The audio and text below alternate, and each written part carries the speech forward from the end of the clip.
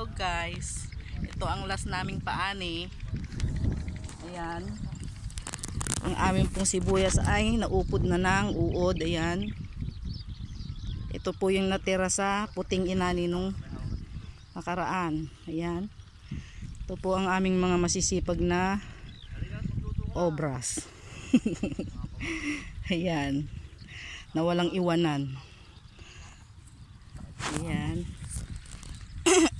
Hindi po siya katulad nung nasa bantog na may dahon nga, wala namang laman. Ito po ay wala nang dahon pero malaman. Ayan, oh, kita niyo po, putik nga lang siya. Ayan. Ayan po, pasensya na po kayo sa akin, hinihiga po ako. Ayan, tingnan nyo, ang ganda ng laman niya.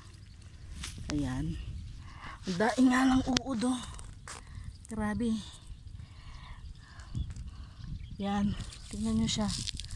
As in talagang grabe po yung uod, oh. Ang kaganda lang po nito, hindi pa bumaba sa laman. Yan, ang gaganda pa naman po niya. Laman niya, hindi katulad dun sa may nakaraan na yung pinaani. May mga dahon po siya kaso walang laman. Ito po, maliit siya pero may laman. Oh, yan po.